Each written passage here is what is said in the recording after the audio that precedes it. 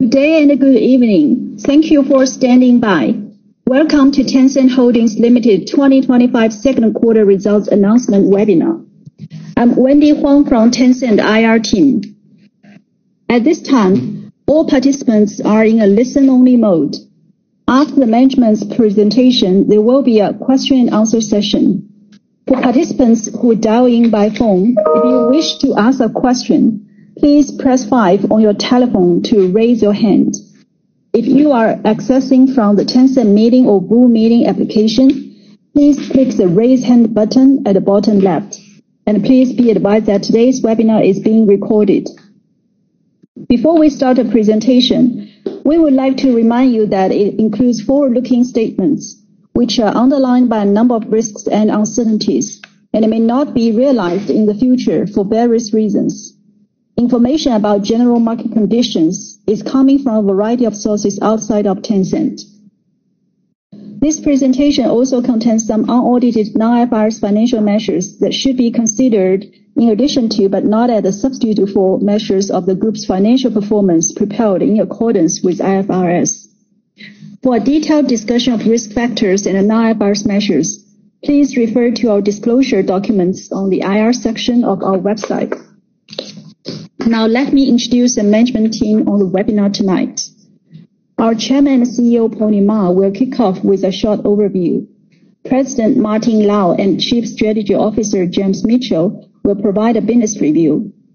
And Chief Financial Officer John Lo will conclude with financial discussion before we open the floor for questions. I will now pass it to Pony. Thank you, Wendy. Good evening. Thank you everyone for joining us. During the second quarter of 2025, we delivered double-digit revenue and non-IFRS operating profit growth as we invest in and also benefit from utilizing AI. Our games performed well in terms of users and revenue. As evergreen games such as Honor of Kings and Peacekeeper Elite evolve into platforms while increasing their usage of AI, and as new games such as Delta Force broke out. Our marketing services revenue sustained rapid growth as we upgrade our advertising foundation model, leading to a better performance of ads across our traffic platforms. We are striving to bring further benefits of AI to consumers and enterprises through powering more use cases within Weixin and driving usage of our AI native app, Yuanbao, and upgrading the capabilities of our Hunyuan foundation models. Looking at our financial numbers for the second quarter, total revenue was 185 billion RMB, up 15% year-on-year. Gross profit was 105 billion RMB, up 22% year-on-year. Non-IFRS operating profit was 69 billion RMB, up 18% year-on-year. And non-IFRS net profit attributable to equity holders was 63 billion RMB, up 10% year-on-year. If we exclude associated profit contribution from the current quarter and from the same quarter last year, when associated profit was high due to better profitability and a catch-up adjustment for a large associate, our underlying net profit would have increased by 20% year-on-year. Turning to our key services, for communication and social networks, combined MAU of Weixin and WeChat grew year-on-year and quarter-on-quarter to 1.4 billion. For digital content, TME solidified its leadership position in music streaming.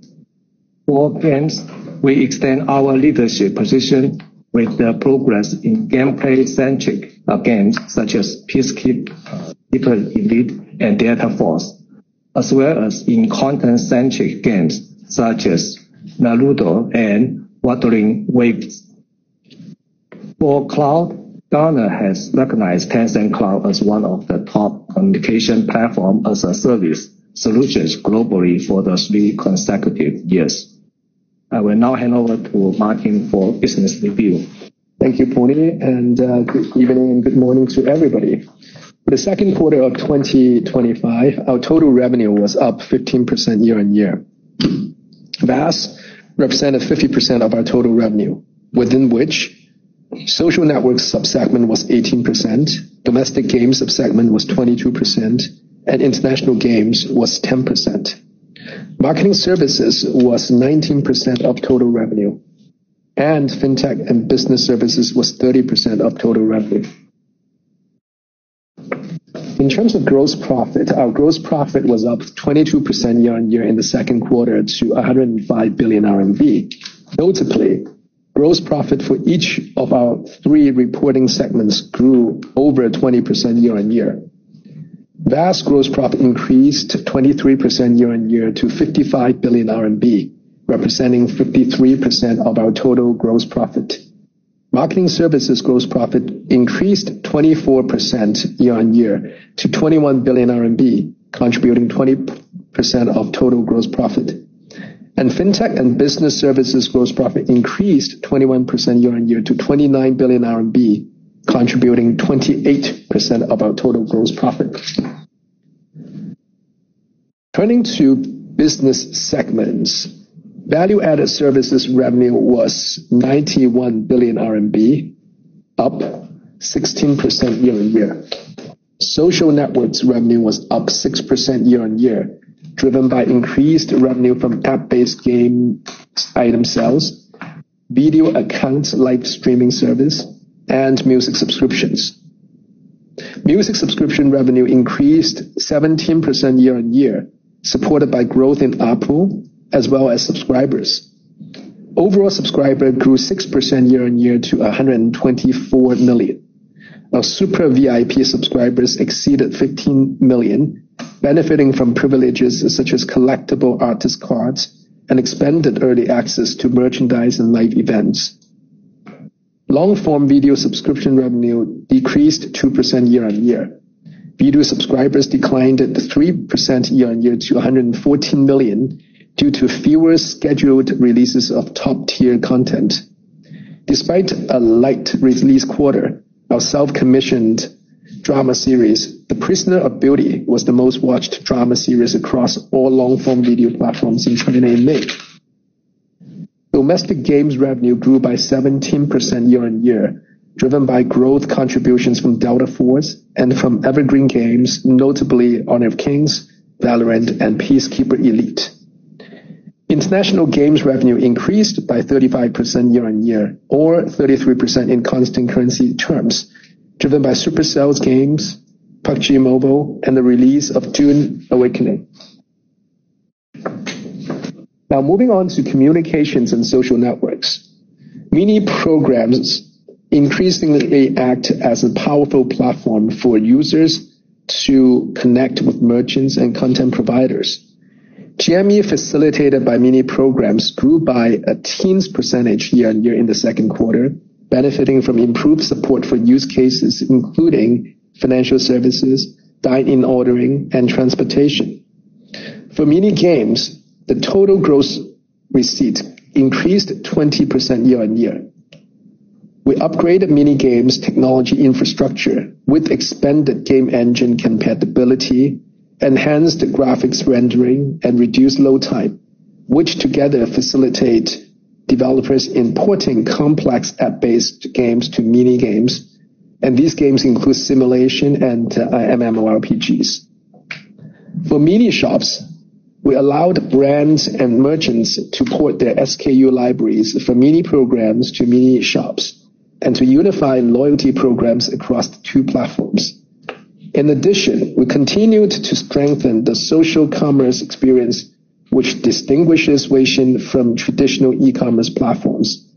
First, we extended gifting feature from mini shops to mini programs, video accounts, and official accounts. Second, we introduced the Shop with Friends feature, encouraging users to share products and shops they like with friends via chats and moments, and participate together in group discount deals. On the AI front, we added AI-powered citation to content, so that users reading official accounts, articles, or video account comments can activate contextual AI commentary on related information. We upgraded Mini Shop's customer service with large language model capabilities to provide merchants with more intelligent responses to customer inquiries and personalized product recommendations. We enabled Yuanbao as a Weixin contact to interpret and summarize video accounts content. Meanwhile, we are rapidly enhancing the functionalities of our AI-native app Yuanbao, and we'll share more details about how we are growing the DAU later this year. And with that, I'm passing on to James. Thank you, Martin. Moving to domestic games, Delta Force has grown to be among the top 5 games by DAU and top 3 games by gross receipts market-wide in China in July. The game's advanced architecture and modular design enable us to rapidly introduce new features, such as underwater combat and a dynamic weather system. Delta Force's monthly average DAU has been trending up in recent months, reaching a record high of over 20 million in July. Several of our existing evergreen titles demonstrated vitality in terms of user engagement as well as revenues. For example, Peacekeeper Elite increased average DAU by more than 30% year-on-year in the quarter due to the rising popularity of its extraction shooter mode. Valorant China achieved record high average DAU in the second quarter, benefiting from esports tournaments and a new larger-scale map, Corrode. Valorant Mobile will launch next week in China, extending the game's presence from PC, PlayStation, and Xbox to mobile. Reviewing the progress of our game business domestically and internationally in recent months, AI has become an increasingly important driver of its growth in terms of game content, game engagement, and game monetization. We're increasingly applying AI tools to boost the speed and scale of content production across our major games. AI allows us to provide more human-like virtual teammates in our competitive PvP games and to power more realistic non-player characters in our story-driven PvE games. And we're using AI in our game marketing activities to more efficiently target marketing spending toward the users most likely to activate and remain in each game. On international games, for PUBG Mobile, a rising percentage of DAU are playing user-generated experiences in the World of Wonder sandbox. The popularity of the Metro extraction shooter mode and now the World of Wonder user-generated content environment demonstrate our progress in upgrading PUBG Mobile from a game as a service to a game as a platform. Monthly gross receipts of PUBG Mobile reached a record high level in April, driven by the release of ancient Egyptian-themed outfits. For Clash Royale, Supercell has accelerated the cadence of content updates and of community events and optimized the reward system, resulting in more attention from live streaming influencers and higher DAU counts. Clash Royale monthly gross receipts hit a 7-year high in June. Dune Awakening, an open-world survival game developed and published by our Norwegian subsidiary Funcom, launched in early June. The game was the highest-ranked pay-to-earn game by revenue on Steam worldwide for the first week of its launch. Fans of survival games and of the Dune novels are responding very favorably to the game, and Funcom has a substantial content pipeline to sustain and expand the game world. For marketing services, revenue grew 20% year-on-year to 36 billion renminbi in the quarter, benefiting from AI-powered ad tech upgrades and from increased closed-loop advertising arising from Weixin's transactional ecosystem. We expanded AI capabilities in areas including ad creation, placement, recommendation, and performance analysis, which had the effect of boosting click-through rates, conversions, and ROI for advertisers. Specifically, we upgraded our ad platform architecture by deploying a scaled-up foundation model which analyzes advertisement click-through rates and transactions across multiple apps and services, as well as user interactions across text, image, and video to determine user interest and optimize ad performance in real time. By property, video accounts marketing services revenue rose approximately 50% year-on-year due to more traffic and more transactional activity within video accounts. Mini programs marketing services revenue also increased about 50% year-on-year. Activity within mini games and mini dramas created a flywheel effect, which drives more developers to use our closed-loop marketing solutions to promote their services. And Weixin search revenue grew around 60% year-on-year due to more consumer and advertiser interest in mini program search results and to enhance ad relevance as we leveraged our large language model to deepen understanding of merchandise and of user consumption intent. Looking at fintech and business services, segment revenue was 56 billion RMB, up 10% year-on-year. Fintech services revenue growth increased to a high single-digit percentage year-on-year, primarily driven by commercial payment services and consumer loan services. For commercial payment services, payment volume turned positive year-on-year in the second quarter as the decline in value per transaction narrowed and the number of transactions grew at a faster rate versus prior quarters. Online total payment volume sustained a healthy growth rate, while the previously weak offline total payment volume trend improved due to increased spending in categories such as retail and dining services. Business services revenue grew at a teens rate year-on-year. Cloud services revenue growth accelerated versus recent quarters, benefiting from increased revenue from providing GPUs and API tokens for customers' AI needs. Fees collected on mini-shops transactions continue to grow at a rapid rate, and business services gross margin rose year-on-year due to improved efficiency and positive mix shifts. Our international cloud revenue increased significantly year-on-year. We're increasingly proficient in helping large international clients migrate to Tencent Cloud and so uplift their IT efficiency. For example, we facilitated Gojek Tokopedia Group's on-demand service systems migration, one of the most complex cloud migrations in Southeast Asia.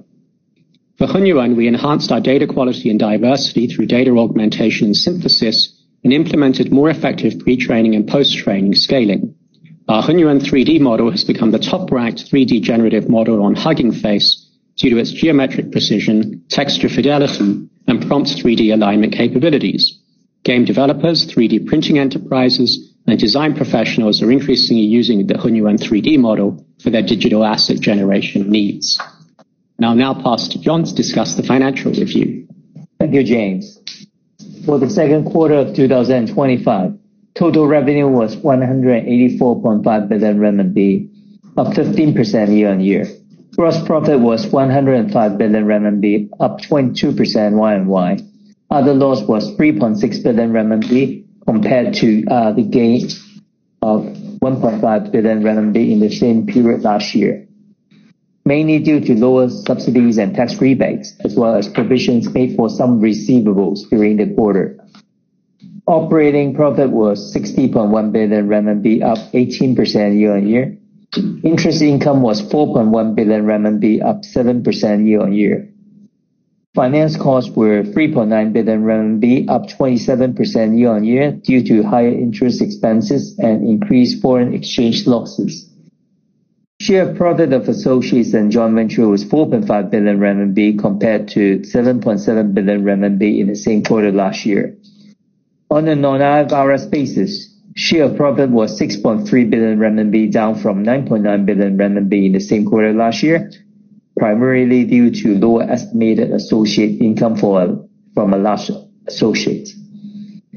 Income tax expense increased by 12% year-on-year to 11.4 billion RMB, driven by growth in operating profit. On non-IFRS basis, diluted EPS was 6.793 RMB, up 13% year-on-year, outpacing non-IFRS net profit growth due to reduced share count after our share buybacks. Our weighted average number of shares for calculating diluted EPS decreased by 2% year-on-year. On non-IFRS financial figures, operating profit was 69.2 billion RMB, up 18% year-on-year. Net profit attributable to equity holders was 63.1 billion RMB, up 10% year-on-year.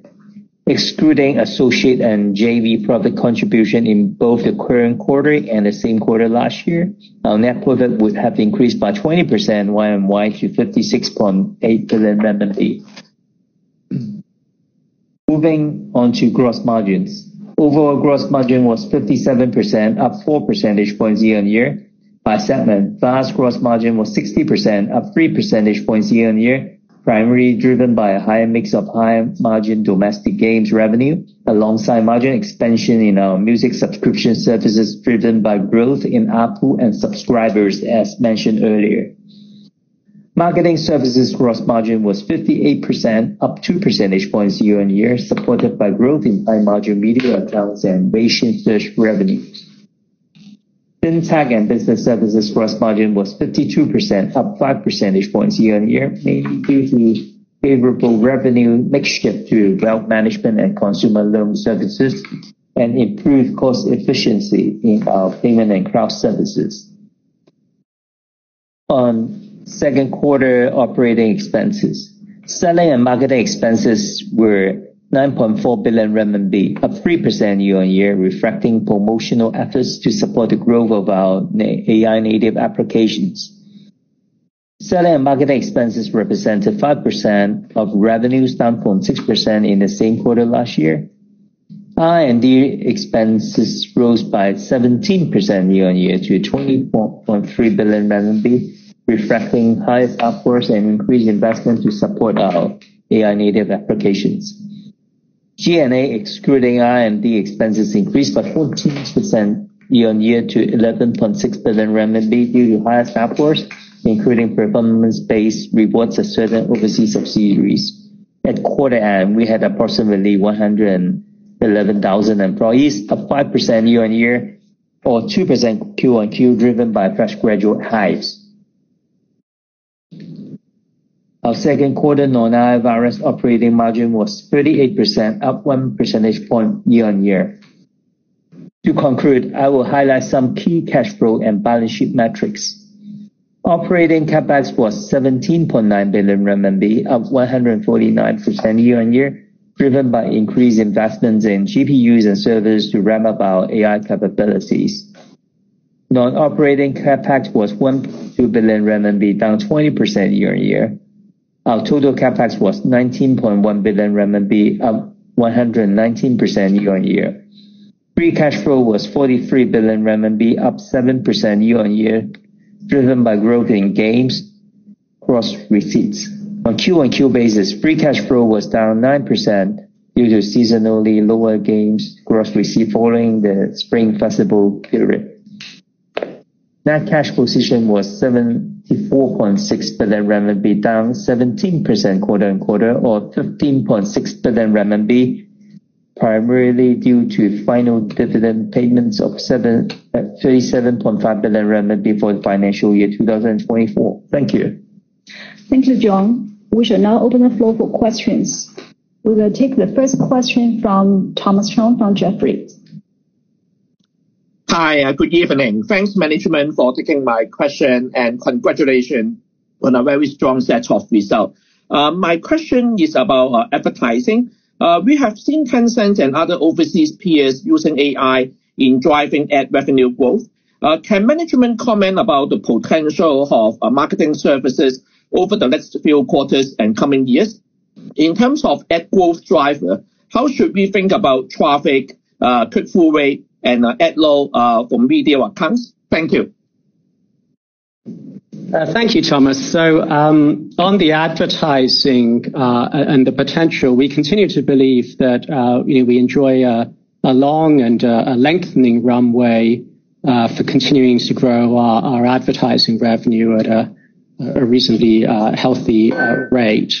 That length of the runway reflects upside in a number of the key variables that determine our marketing services revenue, including the click-through rate, where AI delivers better targeting and thus more clicks, including traffic, where we see growth in video accounts traffic, in search traffic over time in traffic within our AI native experiences, including revenue per click, as generative AI used for creating the ads results in more ad demand, as well as e-commerce closed-loop transactions resulting in more ad demand. And then finally in ad load, where, as you know, for short video, our ad load is currently in the low to mid-single digits versus our peers who are in the low to mid-teens.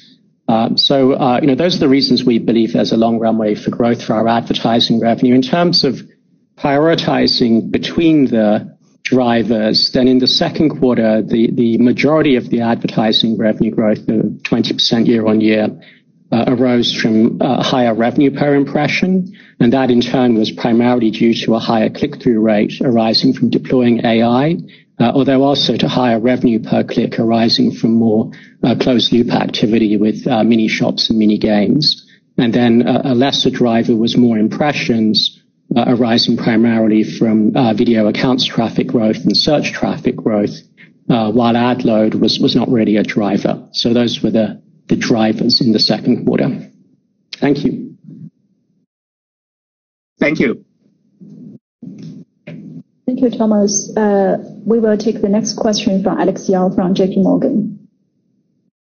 Thank you, management, for taking my question. The first question is that you guys have been integrating AI, more and more AI features to a large number of mobile internet applications this year, aside from launching native Gen AI applications such as Yuanbao.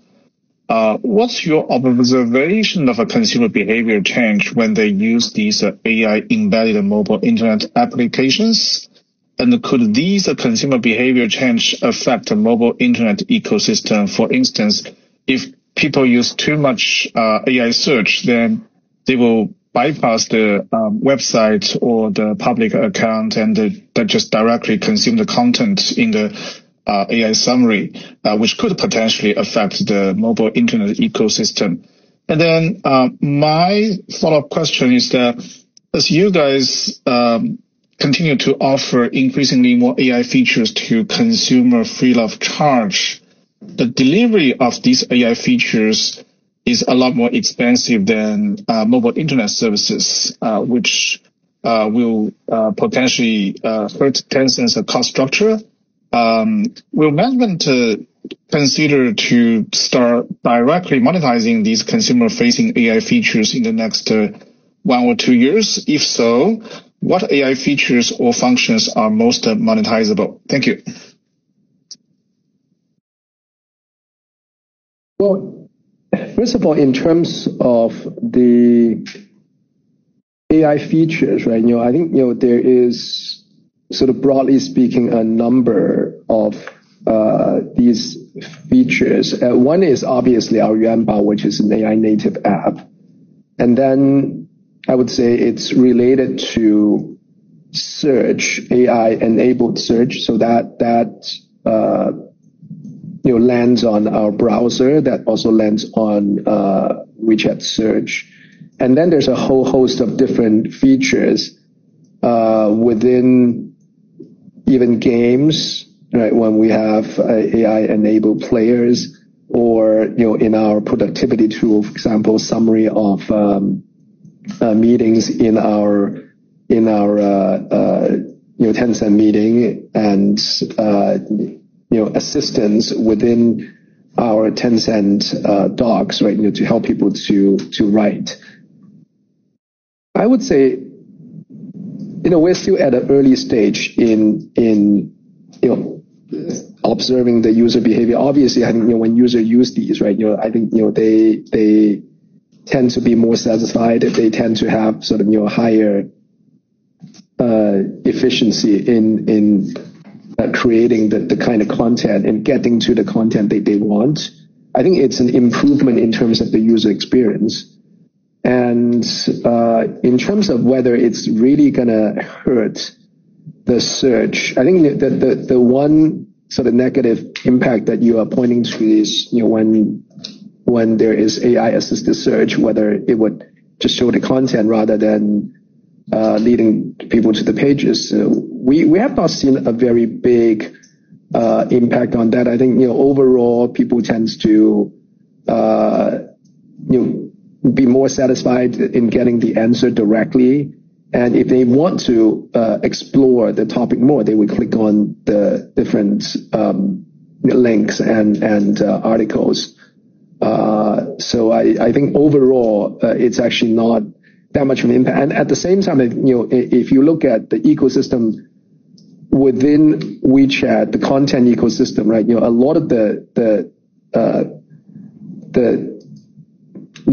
page views is actually from non-search related origins, right? When people subscribe to a writer's content, right, then that's sort of, most of the viewership is actually based on points. So, in terms of the impact on specific authors, I think, that impact is minimal at this point in time.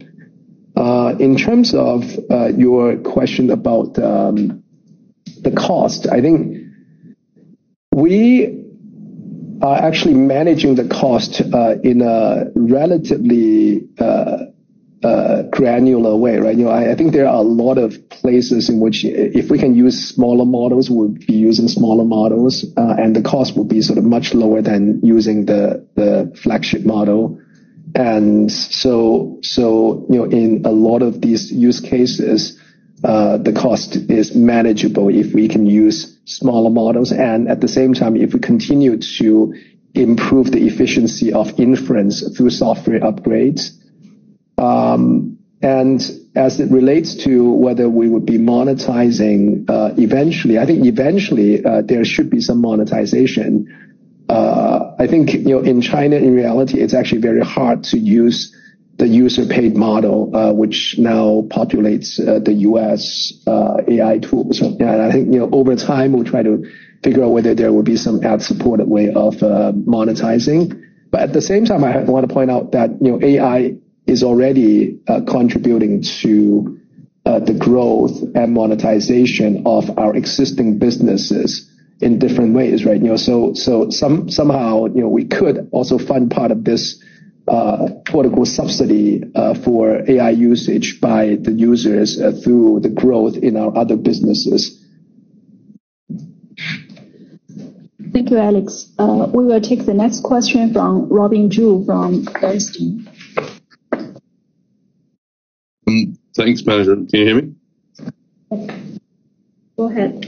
Cool. I guess a couple of questions on gaming. So I think we're seeing the start of, a very successful start to life for Delta Force. So wondering if management could share the views on AAA gaming growth in China, including on PC, maybe consoles, whether this is the start of a new market for your business or does it replace parts of the current market?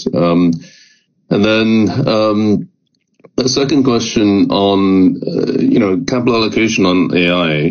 What's the argument against, potentially allocating a lot more capital to create new dominant top funnels in Yuanbao, IMA, some of the other stuff that we're doing, as opposed to the kind of more gradual approach that we're taking now? Thank you.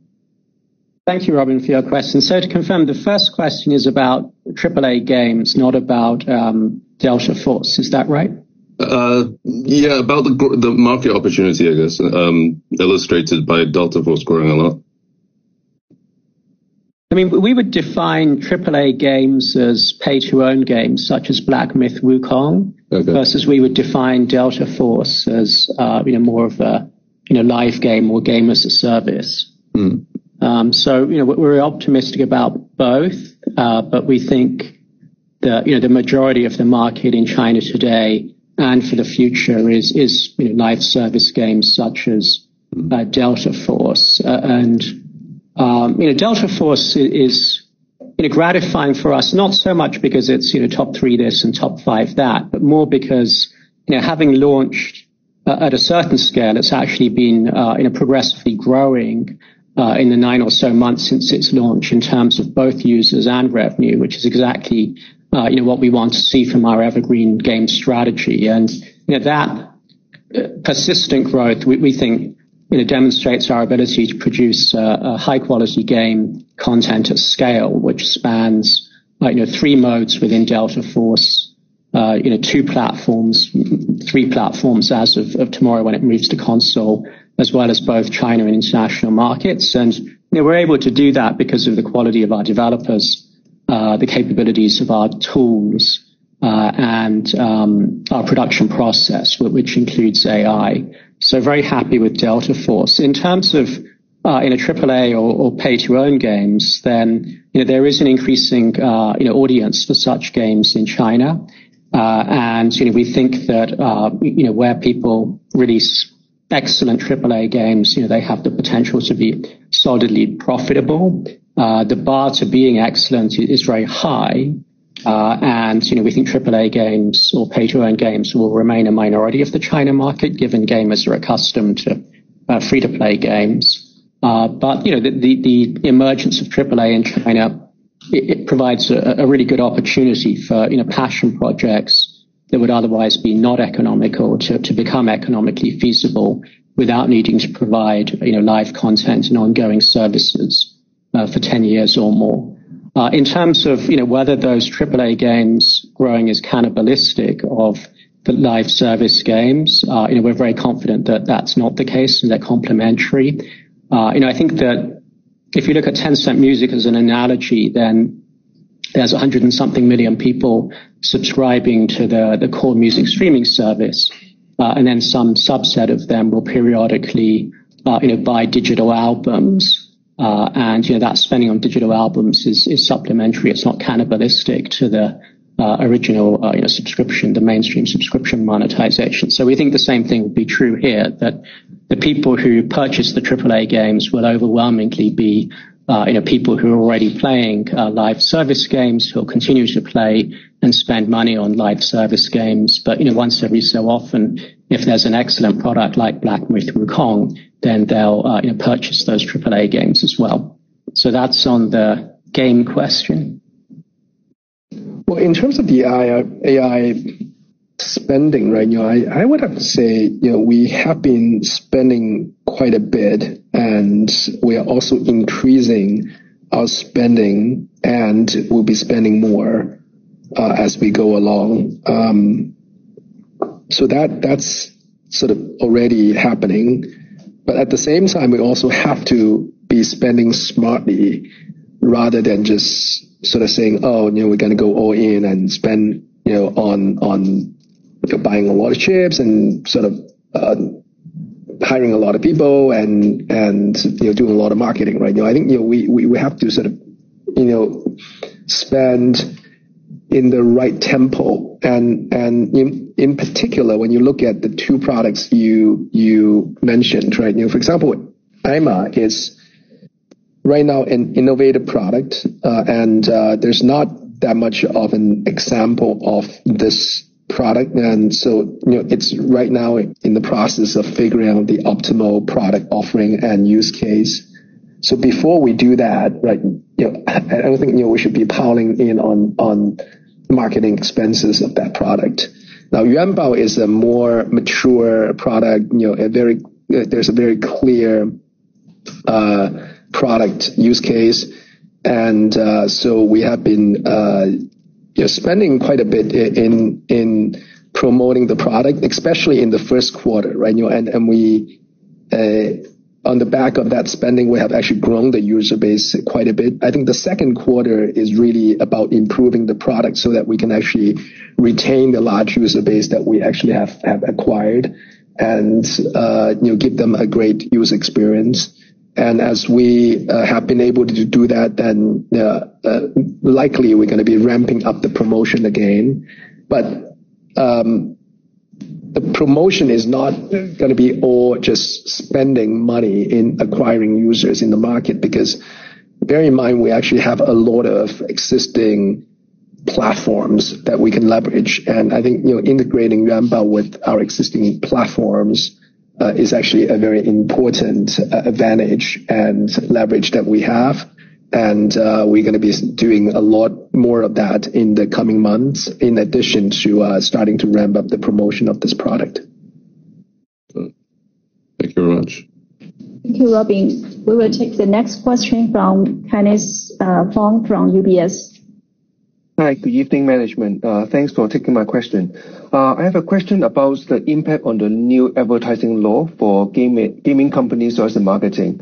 Under the new ad regulation effective in July, sales and marketing spending in excess of 15% of revenue will need to pay an additional 25% tax. So how do you expect this to affect our advertising income, especially from mini games, which heavily rely on traffic acquisitions, i.e. the sales and marketing could easily surpass this 15% of revenue threshold? Thank you. Hi, Kenneth. So we don't expect a meaningful impact. Our advertising business has become quite broad-based over time. And, if you look at the second quarter, there was an adverse impact from the food delivery companies and some of the e-commerce companies ramping up in food delivery, reducing their advertising spend as they invested more in subsidies. But, despite that, our advertising revenue grew 20% year on year. So, in our view, there's always going to be, individual blips up and down in terms of individual categories. But, what we're doing in terms of deploying AI within advertising is a much more important variable. Thank you, James. Thank you, Dennis. We will take the next question from Alicia Yap from Citi. Hi, good evening, management. Thanks for taking my questions. I have two questions. First is on regarding management comment on the business services revenue growth. See acceleration this quarter benefiting from the increasing enterprise demand for the GPU rental and also the API token usage. Now that we actually have started to see fruitions from our internal utilizations of the AI in our internal application, will Tencent start to allocate more GPU resources to support the growing demand of the external enterprise customer? And if so, could we actually see potential continue accelerations of the business services revenue line in the coming quarters? Second question is follow up on the advertising. Obviously with the upgrade on the foundation model and also the expansions of the AI capabilities, I recall management mentioned about last quarter when we achieved that 20% year-over-year growth in the marketing service line is more the reaching the upper band of the growth range. Because of this whole AI enhancement, could that 20% becoming the new base and being the lower band of the growth range in the coming quarters if the AI technology continue to drive better conversion and the eCPM improvement, especially we actually have a relatively lower ad loads versus the peers. Thank you. Hi, Alicia. So let me take a stab at both of those. With our business services revenue growth, we did see more revenue related to GPI and API token rental. But we also saw broad-based growth. We feel that in the last 2 to 3 years, we've effectively debugged our cloud business by scaling back and sometimes exiting from low margin and low value add activities. And now that we've put our cloud business onto a more sustainable base, as well as improve the cost competitiveness of the supply chain for our cloud business, we are refocusing on growing revenue at an accelerated rate versus the prior rate, without depending too much on the vagaries of the GPU supply situation. So, if we do have sufficient GPUs that we can rent out more in the cloud, then we'll do so. But our cloud strategy is not dependent on the GPUs. We're also growing in CPU, in storage, in database, in CDN, and so forth. So that's on the cloud side. In terms of your question around advertising, I'd say that we're comfortable with the growth rates that we're delivering. There's no change in our philosophy at this point in time. And, we're focused on really elongating the runway for growth. Now, of course, if the cost of deploying AI, including GPU depreciation, was suddenly to step up and become very burdensome, we could accelerate the advertising monetization. But we don't see the need to do that right now. Thank you. Thank you. Thank you, Alicia. We will take the next question from Ronald Kong from Goldman. Thank you, Pony, Martin, James, John, and Wendy. Maybe a first question on games. With this expanding evergreen game titles, and we also see a very strong pipeline. So is it fair to say we are moving towards a overall platform now with increased stability, decreased single title volatility? So how should we think about a normalized growth rate for the overall gaming business from here? Whether it's from a market share or number of gamers or ARPU potentials. And then a second question on just AI models. I want to hear on what are the next priorities for the Hunyuan model family, especially on we're seeing some closing of gaps between Chinese models versus state-of-the-art global leading models. So with this improvement, we see kind of increased emphasis now from kind of multimodal. We mentioned about 3D and agent capabilities. I want to hear what are we thinking about the agent potentials, particularly in Hunyuan and into WeChat. Thank you. Hi, Ronald. Thank you for the question. So on games, I think your broad observation is correct that as our game portfolio broadens out and becomes more of in a platform-like in nature, then we should expect less, volatility in the overall game revenue growth. Now, of course, each game is still a creative endeavor, and individual games may have stronger seasons and weaker seasons. But what we can see is that as long as the games are sort of, best in class and we nurture and support them, then, they can tolerate a weaker season. The development team makes some changes and then the users and the revenue bounce back in a stronger season. And, sometimes, with a game like Fight for the Golden Spatula, that, quieter season might be 2 months. But, other times, if you look at the Supercell games, then, Brawl Stars went somewhat quiet for 4 years before having a big recovery 18 months ago. And Clash Royale actually was rather quiet for 7 years and now is performing very strongly. So in each of those cases, we feel that each of those games is the best game in the market at what it does, and we've provided it with the best support. And so, even if, there's sort of creative misfire for whatever reason, and, that the usage and revenue is weaker for a season or weaker for a year or weaker for 7 years, we have the potential to, reinvigorate them and bring them back to growth.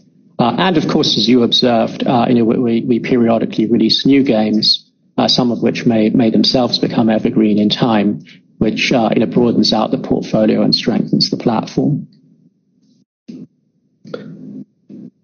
In terms of the model, I would say there's actually a lot to be done, right? And I would say sort of, in the broad buckets, there is the large language model itself, and we want to keep improving the LLM itself, and that actually involves improvement along a number of different dimensions, including making sort of the data sort of higher quality and more comprehensive.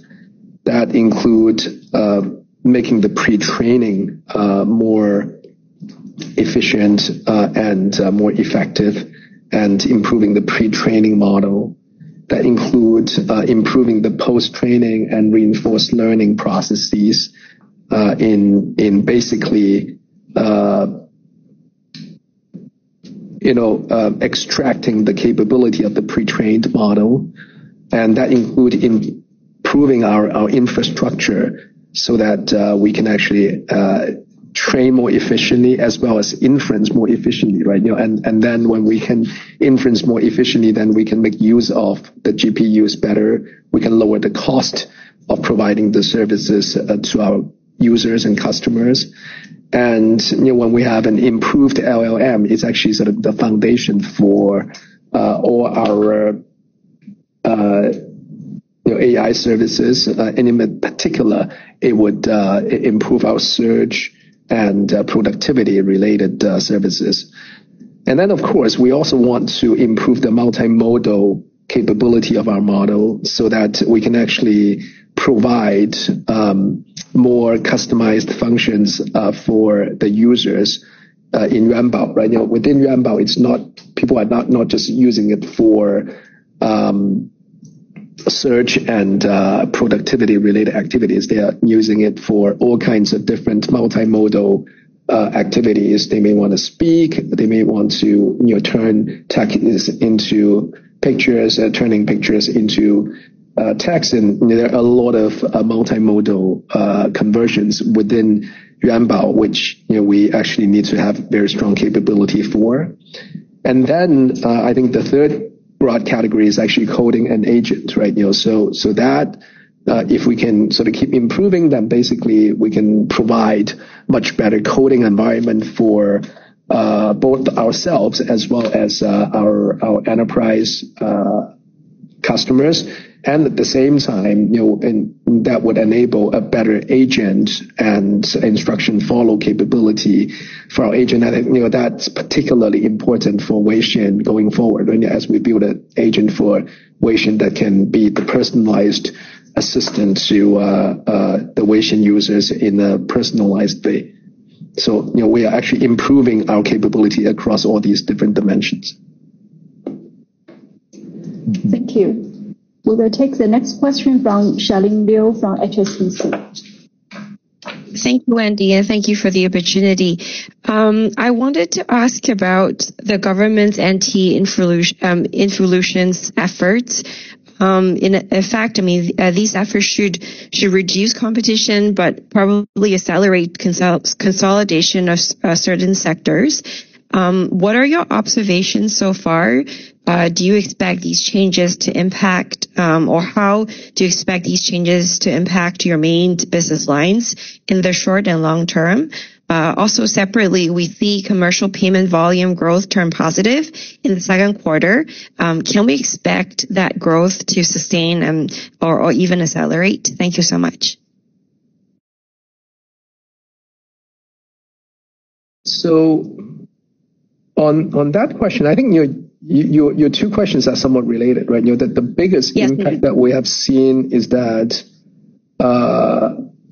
our commercial payment actually sort of has seen better trends, and the better trends is actually driven by the less decrease in the check size. Right? We have always said the commercial payment is a function of number of transactions times the per transaction ticket size, and the number of transactions have been increasing healthily, but then the ticket size has been decreasing, and the improvement that we have seen is actually when the ticket size actually decreased less.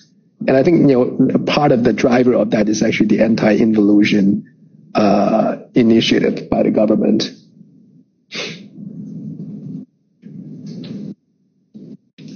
Thank you, Charlene. We will take the next question from Liao Yuan from CITIC Securities. Thanks, management, for taking my questions. And my question is about your gaming business. And we see that FPS has always been Tencent's strength. And recently, we see great success across many titles, such as Delta Force, Peacekeeper, and Valorant. And we would like to ask management what you believe are the key factors behind this success. Additionally, looking ahead, we see some upcoming release of the FPS gaming, such as Valorant mobile games, and also some FPS title, Rainbow Six Siege and Crossfire Rainbow. So how does management view the differentiation among these titles, and could they compete each other? And lastly, besides FPS, so what other gaming categories you will invest more in the future? Thank you. So thank you for the questions. And, yes, you're right. It is, not necessarily intuitive that, Valorant, Delta Force, Peacekeeper Elite would all be thriving at the same time. And in fact, Call of Duty Mobile, Crossfire, Arena Breakout are also doing well, despite all of them fitting within the broad tagline of, first or third person shooter games. And, we believe that, the key factor is that, this category is the dominant gaming category in the Western world, but it was historically, underrepresented, in the China market. But, now every year there's, another 10 million, students going to college in China. receiving laptops as part of their college materials, and then some proportion of them discover that they enjoy playing first-person shooter games, and you can see that in the statistics for sales of special keyboard and mice for those games in China that have been surging. And so in that sense, there's a sort of a structural demographic shift working in favor of these games as technology brings down latency, as we get better at combating cheating, and as the graphics quality of these games improves. In terms of how the games differentiate, then in the Western world, Call of Duty, Halo, Fortnite are all shooter games, but each of them is very successful. None of them cannibalize upon each other. And that's what we've seen so far, and we expect to continue to see in China, because there actually is a great deal of differentiation within the sort of super genre. There's differentiation by mode, obviously, between battle royale versus extraction shooter versus tactical versus arcade. There's differentiation by character between hero-based games versus class-based games. There's differentiation based on time to eliminate. If you have a fast time to eliminate game, then positioning is key. If you have a slow time to eliminate game, then gunplay is key. There's differentiation in graphics between realistic versus animated graphics and so forth. So we think that this is a very large and rapidly growing genre. It's one where we're the clear market leader with the most experience, the most skills in China. And, we look forward to bringing, Rainbow Six and Valorant Mobile and other games within the genre to market and complementing the games that are already there, just as Valorant, PC, and Delta Force complement Peacekeeper Elite and the rest. In terms of other categories of games, we're investing, on a broad basis for games. I would say that historically we've been somewhat underrepresented in content-centric games. But today we have Naruto, we have Wuthering Waves, both internal studio games. We also have Nikkei. Each of them are one or two in their respective category in China. Wuthering Waves and Nikkei are performing very well internationally as well. So that's an important growth area that targets a very different user base from the classic user base for the first-person shooter games. And I think one not intuitive aspect, or another not intuitive aspect of the development of the game industry in China is, with most industries, you start with your highest yielding users, and then over time, you expand the audience into lower revenue per user audience. But actually, the game market in China is not like that. If you look at some of these new cutting edge tactical FPS games like Valorant, then they actually deliver substantially higher, revenue per DAU than our big incumbent games. Similarly, if you look at the big new content games, whether it's a Wuthering Waves or a Love and Deep Space, they deliver substantially higher, multiple times higher revenue per DAU than the big existing games. So as we sort of develop these new emerging audiences, we also have the benefit of, higher revenue per time in some of these audiences. Thank you.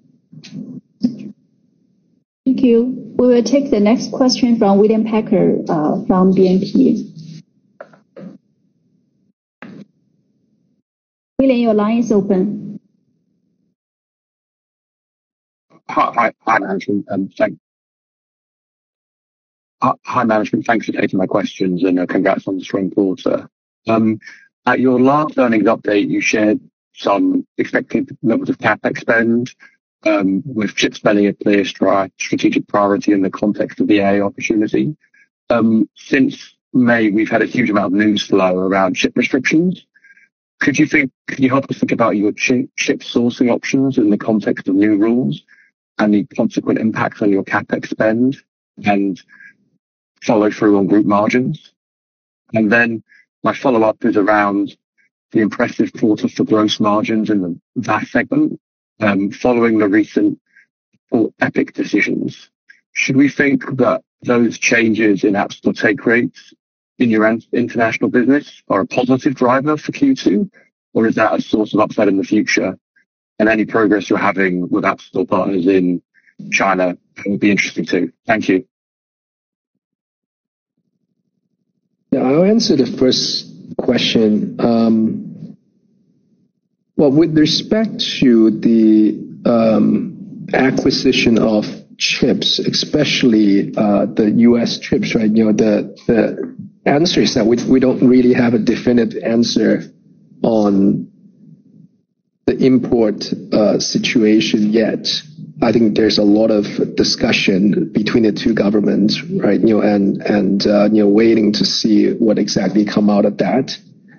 But from our own perspective, we do have enough chips for training and continuous upgrade of our existing models.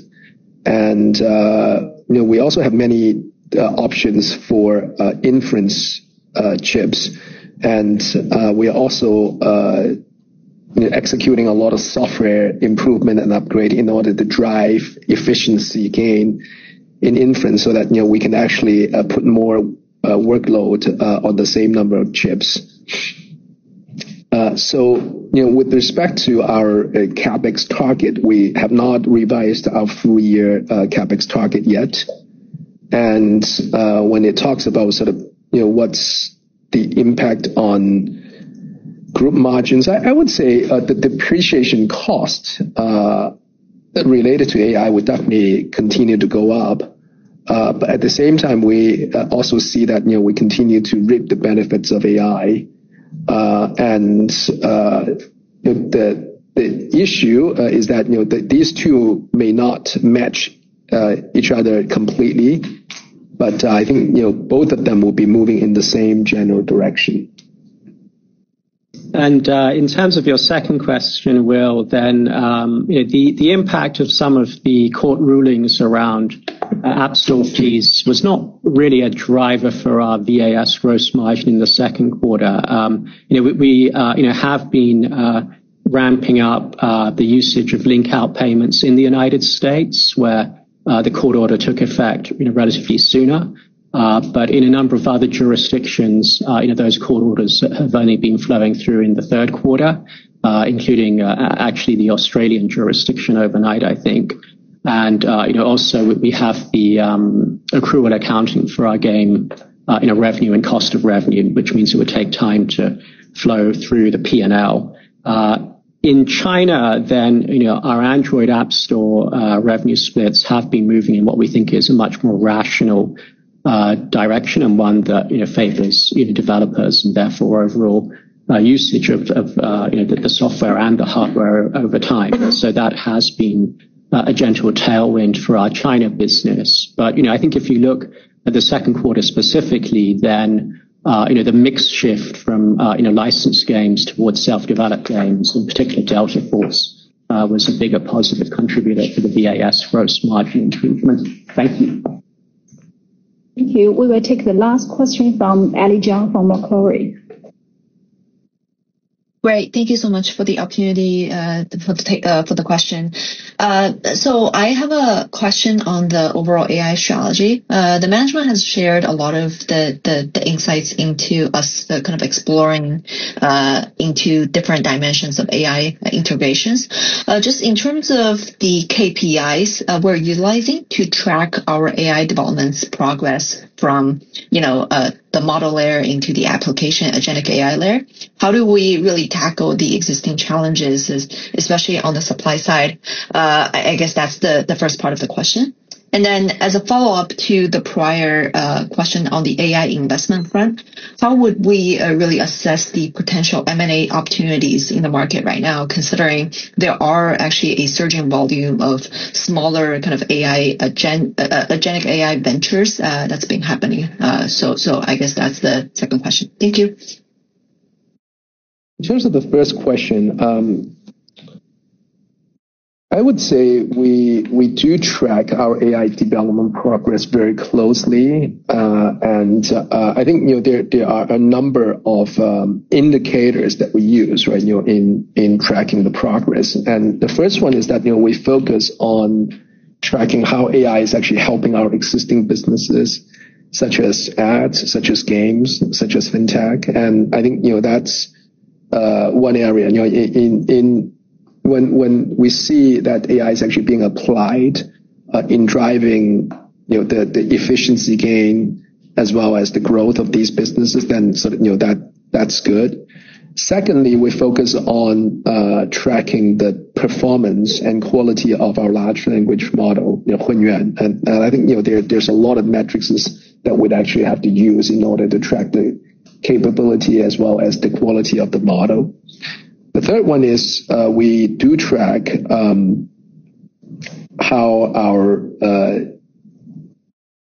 AI app is actually growing. How many users are using our AI app, and that would include users of our Yuanbao and users of our browser and user of our AI-powered search. And finally, I would say we do track what's the progress in the design of other AI-related innovative products within our entire ecosystem. And that would include, for example, the AI agent for WeChat. That would include agents within our productivity tools. And these are the metrics, as I think we would use in terms of tracking the progress of our AI development. And when you talk about sort of challenges from suppliers, I think I've answered largely the question that we do have enough chips for doing the training and continuous upgrade of our foundation model, and at the same time we are actually using all sorts of different ways to both get inference done using different chips, and at the same time we are also improving our entire infra and software capability in order to squeeze more performance out of the AI chips that we have for inference.